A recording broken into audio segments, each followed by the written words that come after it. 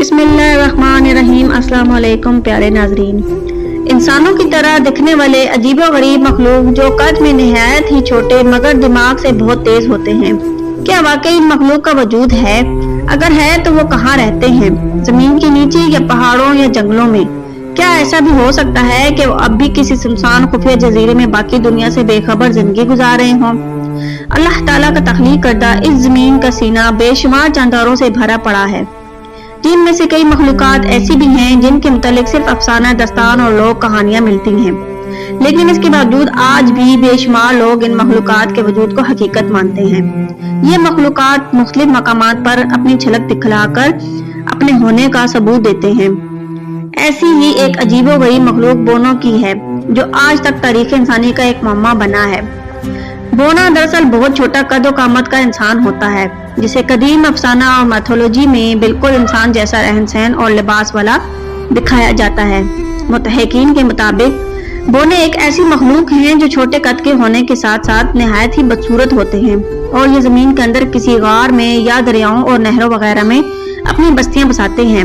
ان کے معاملات زندگی اور زندگی گزارنے کا طریقہ بالکل انسانوں جیسا ملتا جلتا ہے۔ اس عجیب و غریب خلقت مخلوق کا تذکرہ قدیم تہذیبوں اور تاریخی ریکارڈز میں ملتے ہیں۔ 4500 سال قبل از مسیح میں وطر کے لوگ بونے کے خداؤں کی پوجا کیا کرتے تھے۔ قدیم مصری ادب، فلسفہ اور شاعری میں بونوں کا عزت و احترام کے ساتھ ذکر ہوا ہے۔ یہ 3 صدی سے پہلے بونوں کو صرف افسانوی اور قصہ کہانیوں میں موجود مخلوق مانا جاتا تھا، لیکن حقیقت سے پردہ تب اٹھا جب ستمبر سال 2003 آرکیولوجسٹ کو انڈونیشیا کی فلوریزنگ نامی جزیرے کے ایک غار میں بالوں کے ڈھانچے اور باقیات ملے۔ یہ باقیات تقریباً 7 لاکھ سال قبل پرانے تھے۔ سائنسدانوں نے انسانوں سے مماثل رکھنے والے اس مخلوق کو بھوت کا نام دیا، جس نے نئے سوالات کھڑے کیے اور بونوں کے وجود کے متعلق تحقیق کا ایک نیا دروازہ کھلا کیا۔ ان ثبوتوں سے واضح ہوتا ہے کہ بونے صرف قصے کہانیوں کی باتیں نہیں، بلکہ حقیقت ہے اس دنیا میں موجود تھے۔ آج ہم یہ بات تسلیم کرتے ہیں کہ لاکھوں سال قبل انسان پتھر کے دور سے گزرا تھا، اور اس زمین پر زندہ رہنے کے لیے اسے بہت جدوجہد کرنی پڑی تھی۔ اس دور میں ہم انسانوں سے پہلے دیگر انسانوں نما نسلیں بھی پائی جاتی تھیں، جو شکل و صورت اور جسمانی طور پر ہم انسانوں سے بہت مشابہت رکھتے ہیں۔ ان نسلوں میں بہت بڑے قد کے انسان بھی تھے، اور یہ بونے بھی ان تمام نسلوں کی وجود کا آج کے ہمارے پاس مختہ ثبوت موجود ہے۔ بونوں کے قصے سب سے پہلے امریکہ سے شروع ہوئے تھے، جہاں کے مقامی باشندے یہ مانتے تھے کہ جنگلات میں چھوٹے چھوٹے مخلوقات رہتے ہیں جو بالکل انسانوں کی طرح لگتے ہیں۔ ان کا ماننا تھا کہ یہ بونے انسانوں سے چھپ کر رہتے ہیں۔ یہ قصے پورے امریکہ اور یورپ میں مشہور ہوتی چلی گئی۔ بونوں کی کہانی اور افسانے سب سے پہلے زیادہ جرمنی میں مشہور ہوئے۔ جرمن اساطیر کی مانیں تو بونے خود کو ایک جادوئی لباس میں چھپ کر غائب کرنے کی صلاحیت رکھتے ہیں۔ یہ بونے پہاڑوں کے اندر اور زیر زمین رہتے تھے، ماہر کاریگر ہوتے تھے۔ وہ لکڑی کے ساز و سامان کو بہترین شکل میں ڈھال کر بنایا کرتے تھے۔ قدیم نارس میتھولوجی کے مطابق بونے زیر زمین چھپے ہوئے خزانے کے محافظ ہیں، جن کے پاس سونے چاندی کی قیمتی پتھر اور مہنگے ہتھیار موجود ہوتے تھے۔ شمالی یورپ میں مشہور بونوں کی کہانیوں میں انہیں اکثر ایسی جادوئی ہتھیار بنانے کے لیے طور پر دیکھا گیا ہے جو اپنے دور کے مطابق کافی جدید تھے، جس میں بجلی کے دیوتا تھور کا مشہور ہتھوڑا بھی شامل ہے۔ جرمن قبائل کے مطابق بونے بہت پراسرار مخلوق ہوتے ہیں جو اکثر انسانی حادثے سے دور رہتے ہیں، جبکہ کبھی کبھار وہ انسانوں سے رابطے میں بھی آ جاتے ہیں، اور اگر انسان ان کا اعتماد جیت لے تو وہ انہیں خزانے سے نوازتے ہیں۔ مسیحی ثقافت اور افسانوی میں بھی ایک بونا سینٹا کلوز کے نام سے مشہور ہے، جس کے متعلق یہ تصور کیا جاتا ہے کہ وہ کرسمس کے موقع پر بچوں کے تحفے تحائف دیتا ہے۔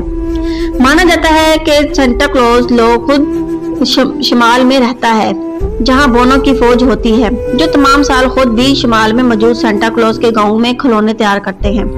سینٹا کلوز کے پاس اڑنے والا 8 ہرن ہے جو اس کی بگی کو کرسمس کی رات اڑاتے ہیں۔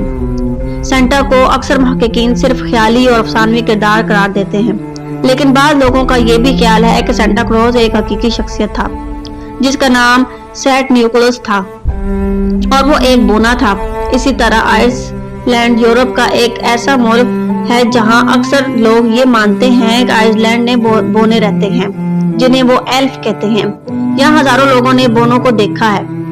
اور دعویٰ بھی کیا ہے۔ لوگوں کا ماننا ہے کہ آئس لینڈ میں 13 قسم کے ایلف رہتے ہیں جو بڑے بڑے چٹان اور زمین کے اندر چھپے ہوئے ہوتے ہیں۔ نیٹو امریکہ اور ہوائی میں رہنے والے قبیلوں کا بھی ماننا تھا کہ ایلفز انسانوں سے بھی ہزاروں سال پہلے اس زمین پر آباد تھے۔ یہ ایلفز ان چھوٹی شہر آباد کیا کرتے تھے، کھیتی باڑی کرتے تھے، مچھلیاں بھی پکڑتے تھے۔ 18ویں صدی میں اسٹینڈنگ ونگز نامی سیاح کئی برسوں تک ان ایلف کو تلاش میں رہے۔ انہوں نے اپنی کتاب ٹچ بائی میریکل میں ایلف کے ساتھ ہوئے لوگوں کی ملاقات کے کئی قصے شامل کیے ہیں۔ اسٹیفن کال نامی ایک شخص کے بارے میں لکھتے ہیں کہ وہ ساؤتھ افریقہ کے گھنے مینگو جنگلوں میں اپنے دوستوں کے ساتھ گھوم رہے تھے کہ شام کے وقت وہ ایک کھلی جگہ میں پہنچ گئے جہاں پتھروں سے بنے ہوئے کئی مورتیاں اور چیزیں موجود تھیں۔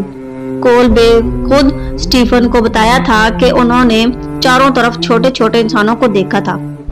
وہ لگ بھگ 20 سے 30 لوگ تھے جو کچھ لمحوں میں ہی غائب ہو گئے۔ بال دوسرے دن پھر اسی جگہ پر پہنچے لیکن وہاں اب کوئی پتھر یا ویسے انسان موجود نہیں تھے۔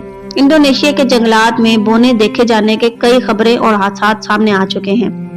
انڈونیشیا کے مقامی لوگوں کا ماننا ہے کہ بونوں کا ایک قبیلہ پچھلے 5000 سال پہلے انڈونیشیا کے جنگلات میں رہتا تھا۔ آج سائنسدانوں نے بھی آئرلینڈ کے شمال مغربی ساحل پر واقع ایک ایسے غار کی دریافت کی تھی جسے بونوں کی رہائش گاہ قرار دیا گیا۔ تحقیق سے پتہ چلا کہ غار میں جوتے بنانے والے آلات، نقشے اور سونے کے سکے موجود تھے جو 300-400 سال پرانے تھے، جنہیں وہاں رہنے والے بونے چھوڑ کر چلے گئے تھے۔ ایمیزون میں رہنے والے جنگلی قبائل کی ایک سردار نے بتایا کہ یہاں حقیقت میں 5000 سال پہلے بونوں کا ایک ایسا قبیلہ آباد تھا جسے کئی مرتبہ ہم لوگوں نے بھی دیکھا ہے۔ بونوں کے متعلق ہندوستان میں بھی ایک قصہ تب مشہور ہوا جب مغل بادشاہ شاہ جہاں نے اپنے دور میں شیش محل کی تعمیر کروائی جو بیش قیمت پتھر آئینوں سے بنا ایک بے مثال محل تھا۔ کہتے ہیں کہ شیش محل کی تعمیر مکمل ہونے کے بعد ایک رات عجیب و غریب واقعہ پیش آیا۔ رات کے آخری پہر میں چھوٹے چھوٹے قد والے بونے شاہ جہاں کے سامنے حاضر ہوئے۔ ان بونوں کے سردار نے بادشاہ سے کہا کہ یہ قلعہ جس ٹیلے پر تعمیر ہوا ہے اس کے زیر زمین ہماری عبادت گاہیں، مکانات اور قبیلے آباد ہیں۔ اس قلعے کی تعمیر کی وجہ سے ہمارے علاقے کو بہت نقصان ہوا ہے۔ بادشاہ شاہ جہاں کی یہ بات سن کر بہت رنجیدہ ہوئے اور انہوں نے ان بونوں سے معافی مانگی، نیز ان بونوں کو اس کے بدلے بہت سارا سونا اور خزانے سے نواز کر رخصت کیا۔ لیکن بونوں سے اپنی اس ملاقات کو بادشاہ نے راز رکھنے کا کہا۔ اسلام کی بات کریں تو بعض عامل اور اہل علم کا ماننا ہے کہ بونے جنوں کا بھی وجود ہوتا ہے جو نہایت ہی چھوٹے قد کے ہوتے ہیں اور شکل بدلنے میں نہایت ہی ماہر ہوتے ہیں۔ جہاں قرآن مجید میں عاد و سمود کے قد اور مخلوقات کا ذکر ہے تو یہ عین ممکن ہو کہ اللہ نے ایسی مخلوق بھی پیدا کی ہو جو انسانوں سے قد میں نہایت ہی چھوٹے تھے۔ بونوں کے متعلق کہانیوں اور افسانے میں قصے کئی حد تک سچائی ہے، یہ تو اللہ ہی بہتر جانتا ہے، لیکن ان تمام واقعات سے بونوں کی سچائی اور ان کے وجود کا پتہ چلتا ہے اور کسی طرح بھی ان کے وجود کو جھٹلایا نہیں جا سکتا۔ شاید اللہ نے ان بونوں کی زیر زمین میں چھپا کر اس لیے رکھا ہو تاکہ وہ ہم انسانوں کی شریر اور گندی حرکتوں سے محفوظ رہ سکیں، کیونکہ اگر یہ بونے ہمارے ساتھ اس زمین پر ہوتے تو یہ انسانوں کے ہاتھوں سے ہرگز محفوظ نہ رہ پاتی۔ شاید بونے اب بھی ہمارے درمیان ہی موجود ہیں، لیکن اگر ہیں بھی تو ہماری پہنچ سے بہت دور ہیں۔ لیکن شاید مستقبل میں بونے کہیں سے واپس اپنی دنیا میں لوٹ آئیں، یہ تو وقت ہی بتائے گا۔